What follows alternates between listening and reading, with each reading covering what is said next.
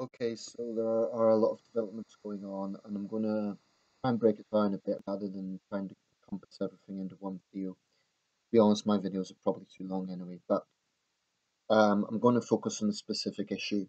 Yesterday, the Prime Minister resigned. Now, this wasn't hugely surprising. David Cameron had said that he would be stepping down before the end of his second term anyway. I personally thought it would be closer to 20. I thought it would be on the 2017 side of things. But with how close this referendum has been, how divisive it has been, with the stakes that are involved, David Cameron was on the losing side. So it's not that surprising that he has therefore felt his only choice was to step down. Of course, this isn't going to happen immediately. There's going to be a roughly 3 month period. I think that's actually quite smart on Cameron's part because it means that it's different from the sort of messy defeat of a general election, which incidentally will just encompass it in here since we're talking about prime ministerial resignations. I've never understood why we have to do the whole thing in one day when we have a general election and one prime minister comes in, another goes out. I've never understood why why we don't have a sort of transition period of at least a few days. Um, I mean, I've never quite understood that. If there's a close cut general election and a particular incumbent doesn't know if he or she has won or not until the early hours of the morning, practically they won't even know whether they're supposed to pack their things or not. And then if they think they're going to lose and they actually win, as was the case with John Major in 1992, then they find actually have to stay anyway. So I've never quite understood that. Virtually every other country in the world has a sort of transition period, so I think we probably need some reforms of that.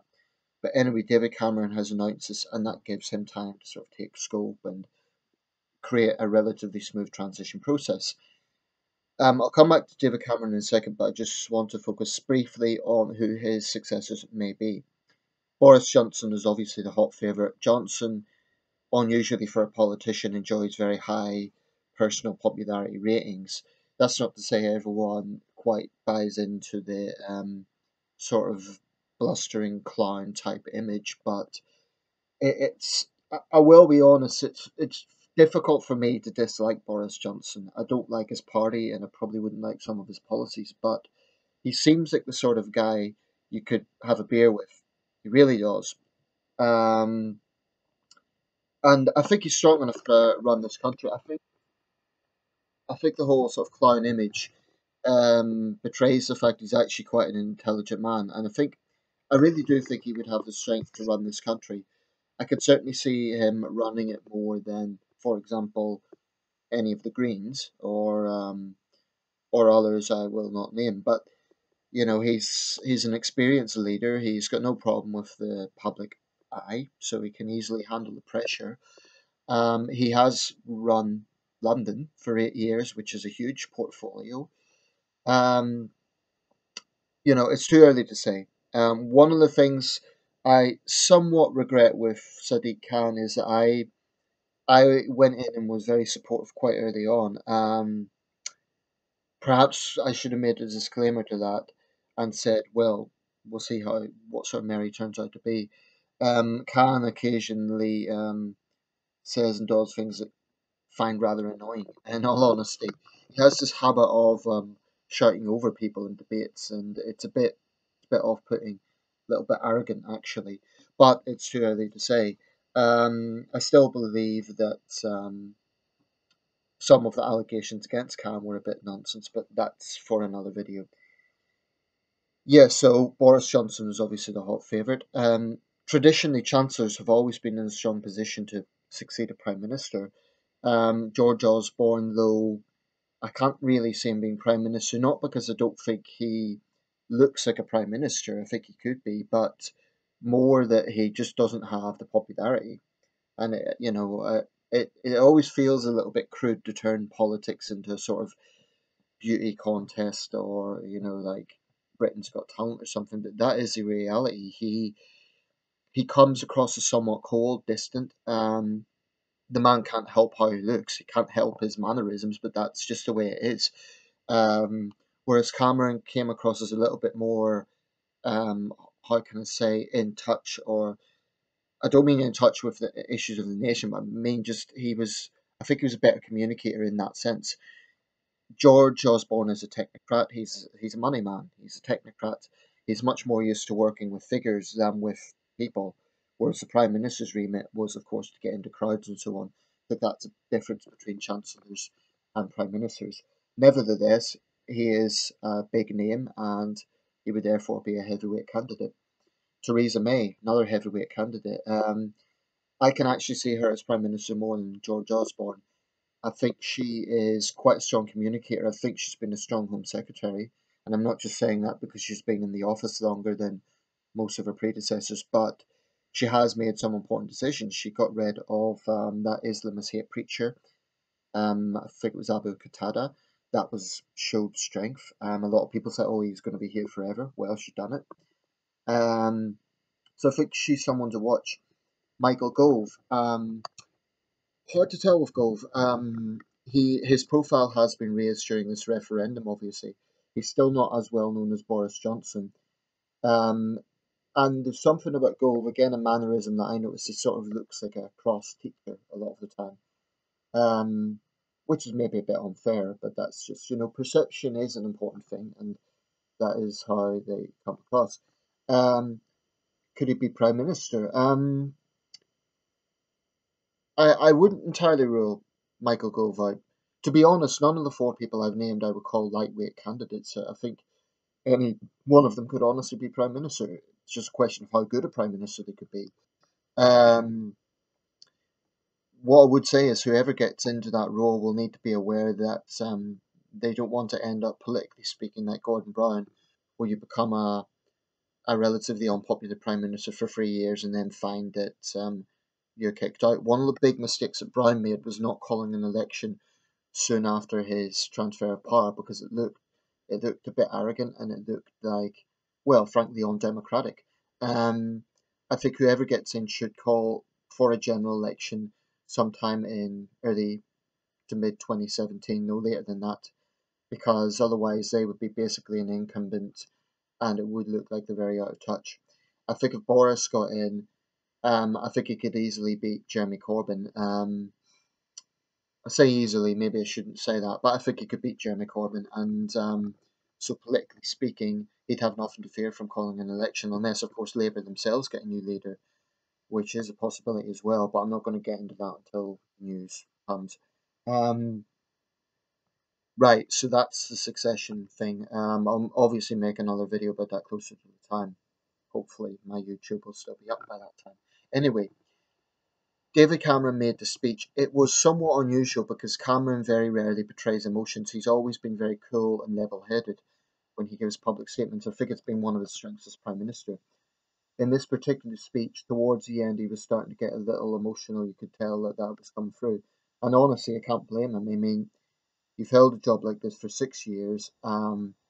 It's the most powerful job, arguably, in the country. And yeah, there's a huge amount at stake. Obviously, it's not easy losing a big vote when you're a very public figure, when you've thrown yourself out there, and inevitably as prime minister, that's the case. It's a hard blow.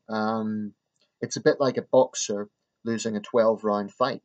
I'd use that analogy. Comes out battered and bruised. I will say this, and this is in no way me being a hypocrite, because I've been absolutely consistent with my view that you can disagree with some areas of what a politician says or does, but support other areas. I really don't have much time for fiercely partisan politics whereby, oh, we're against that tribe no matter what. I've always rejected that sort of attitude. I think it's a welcome thing when politicians work together. Here in the UK, we are somehow cynical about it, but I think it's a good thing. I think it was welcome seeing David Cameron and Harriet Harman together. I think it was welcome seeing other leaders together on important issues. Same during the Scottish referendum. Unfortunately, the level of sectarianism in Scotland is such that that's just destroyed. And if leaders work together, they're seen as Judases and so on. I think it's abhorrent, to be quite honest. But I'll come to that later on. So yeah, this is an occasion I will defend the Prime Minister. Now, on many areas on austerity, I've been fiercely critical of the Conservative Party. I think they have caused a lot of suffering in this country with their austerity, deliberate ideological austerity policies. So I'm not going to unsay a single word I've said about that. And David Cameron, inevitably, as the leader of the party, has been hugely responsible for that, along with his various work and pension secretaries and so on. I will not unsay a single word about that. And I think in foreign policy, Cameron has we continue to be too close to the Saudis, and there's been mistakes in other foreign areas. I believe the action against ISIS was necessary, so I don't believe that was a mistake. But my point is, in in any government, in any sort of with any leader, you're going to find things you agree and disagree with. But the thing that irritates me about some of my compatriots is they make sweeping statements and they're hateful almost for the sake of it. I don't understand why people are giving Cameron such a hard time over this. In the end of the day, this is the Prime Minister who called for a referendum. He didn't actually have to do it. There's nothing in his prime ministerial remit that says you will at some point have to call a referendum. He done it, okay, partly because he feared the influence of UKIP, but I think Cameron is a Democrat. I really do. I think this is a Prime Minister who understands the power of public opinion. On the numerous occasions he has made big gambles. He's done it with the Scottish referendum, he's done it with Syria, and he's done it with this. And on all three occasions he has accepted the public result. So I don't think people can turn around and say that David Cameron is not a Democrat. And for people to call him a traitor, that just I cannot understand that. You know, you can sort of understand Eurosceptics calling Heath that, although it's a harsh thing to say, but it's a bit more understandable. Calling David Cameron uh, a traitor, I just can't understand that. This is the man who has put this referendum to the country. And, leavers who are sending out this horrible vitriolic language to the Prime Minister, I don't understand your attitude. Firstly, you got your way, you got what you wanted, we're out. Secondly, he has put this to the country. Politically speaking, I think that was a very brave thing to do. You might, think, oh, Nathan, the people need to be trusted and all the rest of it. The reason I say that is because he knew it could be 50-50. I'm not just talking about his career, I'm talking about his reputation. Personally, I think, with the exception of a few foolish sound bites, and granted there has been a few, David Cameron has handled this with real leadership. And I don't care what people think of me saying that. I think he has. He has shown a lot more respect to those people who have done nothing but throw vitriol back at him. And I'm talking about voters at various debate events. All they've done is insulted him, ridiculed him, thrown out vitriol. And this man has handled it with grit and determination. Some say, oh, he should have called a referendum and then just laid back and been neutral. I'm not sure about that. If he'd done that, people would be calling him a lame duck prime minister. If he hadn't called the referendum, people would say he's arrogant and he doesn't want the people to decide. He can't win no matter what he does. So people need to lay off a little bit and try to look at the things that I've been talking about here. Because I think David Cameron has been more than reasonable in all of this. He's put this to the country, he's listened to what people have said, he's passionately argued his case. And I disagree with those who think that politicians shouldn't be passionately campaigning. Obviously, irresponsible sound bites are not helpful, but I still maintain that the media is at least partly responsible for pushing politicians into a corner. You know, Jeremy Corbyn could be an example of this. Jeremy Corbyn's been accused of being out of the limelight. Could it be that Jeremy Corbyn has just been responsible with his language, and therefore the media hasn't picked up on it because they love sound bites. They love politicians squabbling with each other. So perhaps the media have treated Jeremy Corbyn unfairly in this regard. Um, but I also think David Cameron's been treated unfairly. This man has put himself through a very bruising referendum, and people are still giving him a hard time. I just don't get it. If you dislike the Tories because of austerity and so on, well, okay, criticism for that, but at least look at how he's handled this. And I think he's tried his level best under very complex circumstances. Some would say he should have been more forthright to the EU, he should have stood up to them more. Maybe he should. But I still think he tried his level best to get a negotiated settlement. and all people want to do is throw dirt at the man. And I'm sick of it, to be quite honest. So on this day, I say, David Cameron, thank you for showing leadership in this. Thank you for, as a Remain voter, I believe his argument was right. I believe that we are already facing the consequences of this. And, people are already looking to the fallout. I'm going to leave some of that for another video, but all I'm going to say is if you dislike David Cameron, if you dislike the Tories, at least be fair about this. People have been saying some truly horrible things. I've seen comments like he should be lined up against a wall and shot. This coming in the same month that an MP has been assassinated. People need to just calm down a little bit and understand that their words, everyone is responsible for their own words, and I include myself in that.